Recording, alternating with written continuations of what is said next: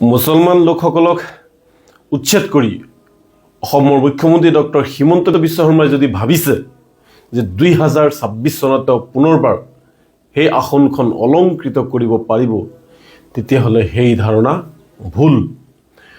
মানুহৰ ঘৰ ভাঙি, মানুহক বিপদৰ মুখলৈ ঠেলি দি, মানুহক হাৰাশাস্তি কৰি যদি মুখ্যমন্ত্ৰী ডাঙৰীয়াই ভাবিছে 2026 চনত পুনৰবাৰ তেওঁ মুখ্যমন্ত্ৰী হ'ব, তেতিয়াহ'লে তেওঁ ভুল ভাবিছে। আজি যিসকলক উচ্ছেদ কৰা হৈছে তেওঁলোকৰ খাবলৈ নাই, তেওঁলোকৰ শুবলৈ ঠাই নাই, তেওঁলোকৰ বহিবলৈ ঠাই নাই, তেওঁলোক আশ্ৰয়হীন, তেওঁলোক জিৰণি ল'বলৈ ঠাই নাই। বৰষুণ দিলেও তেওঁলোক, ৰ'দ দিলেও তেওঁলোকে এতিয়া তিৰপালৰ তলত, গছৰ তলত থাকিব লগা হৈছে। গতিকে মুখ্যমন্ত্ৰী ডাঙৰীয়া, ক্ষমতাৰ বলত এনেকৈ মানুহক অত্যাচাৰ কৰিব নাপায়, এনেকুৱা মানুহক হাৰাশাস্তি কৰিব নাপায়।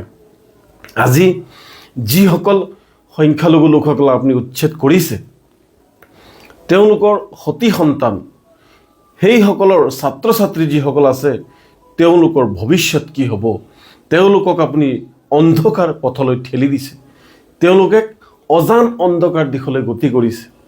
সেইসকল কণ কণ ল'ৰা ছোৱালীয়ে নাজানে যে তেওঁলোকৰ ভৱিষ্যত কি হ'ব, তেওঁলোক কোনটো পথেৰে গতি কৰিছে।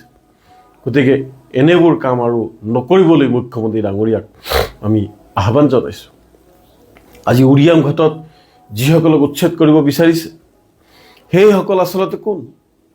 সেইসকলক এটা সময়ত পূৰ্বৰ চৰকাৰে তেওঁলোকক তাতে নিছিল, আৰু তাতে নিয়াৰ কাৰণ আছিল যে নগাৰ কবলৰ পৰা অসমখনক সেইটো অঞ্চলত ৰক্ষা কৰা।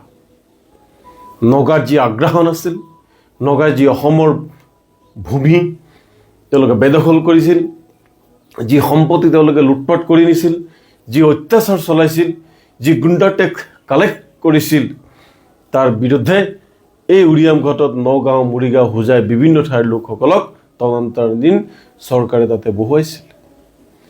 আৰু তেওঁলোকে নগাৰ লগত এক প্ৰকাৰ যুদ্ধ কৰি, নগাৰ লগত তেওঁলোকে এক প্ৰকাৰ ফাইট কৰি তেওঁলোকে অসমখনক সেইটো অঞ্চলত বচাইছে, নগাৰ কবলৰ পৰা তেওঁলোকে বচাইছে।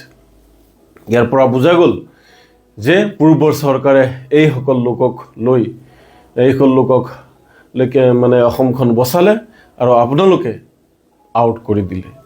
এয়ে হৈছে ৰাজনীতি। কোনোবাই কাৰোবাৰ মিয়াৰ পক্ষ ল'ব, কোনোবাই আকৌ মুছলমানসকলৰ বিৰোধ কৰিব। আজি শিশু, আজি বৃদ্ধা, আজি থাকিবলৈ ঠাই নাই, আজি খাবলৈ নাই। আপোনালোকে ন্যায়ালয়ৰ কথাও গুৰুত্ব দিয়া নাই। আমি ভাৰতবৰ্ষৰ ৰাষ্ট্ৰপতিক জনাইছোঁ, আমি ভাৰতবৰ্ষৰ প্ৰধানমন্ত্ৰীক জনাইছোঁ, আমি গৃহ বিভাগক জনাইছোঁ, আমি দেখিছোঁ একোৱে কাম নাই। এতিয়া শেষ ভৰসা, আমাৰ অন্তিম ভৰসাই হৈছে সন্মানীয় ন্যায়ালয়, মহামান্য উচ্চতম ন্যায়ালয়, গুৱাহাটী উচ্চ ন্যায়ালয়।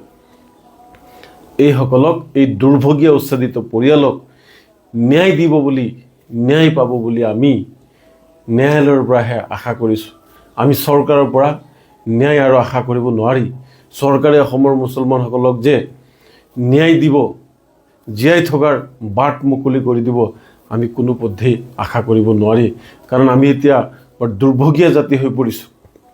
ইয়াতে জন্মগ্ৰহণ কৰি, ইয়াতে শিক্ষা গ্ৰহণ কৰি, অসমীয়া ভাষা, কলা, কৃষ্টি, সংস্কৃতি আদৰি লৈ আজি ইয়াতে আমি অথন্তৰ হৈ পৰিছোঁ।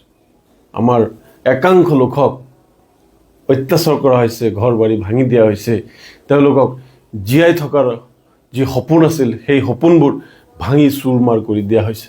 গতিকে মুখ্যমন্ত্ৰী ডাঙৰীয়াক মই পুনৰ আহ্বান জনাওঁ, মানৱীয় স্বাৰ্থত হওক, এই শিশুসকলৰ ভৱিষ্যতৰ স্বাৰ্থতে হওক, মানৱীয় মৰ্যাদা দিয়ে হওক, মানৱতাৰ খাতিৰে হওক, আপুনি উচ্ছেদ প্ৰক্ৰিয়াটো বন্ধ কৰক আৰু অসমখনক ভাৰতবৰ্ষৰ ভিতৰত শ্ৰেষ্ঠ ৰাজ্য হিচাপে গঢ়ি তোলাৰ কাৰণে ঐক্যবদ্ধভাৱে কাম কৰাৰ যি প্ৰয়াস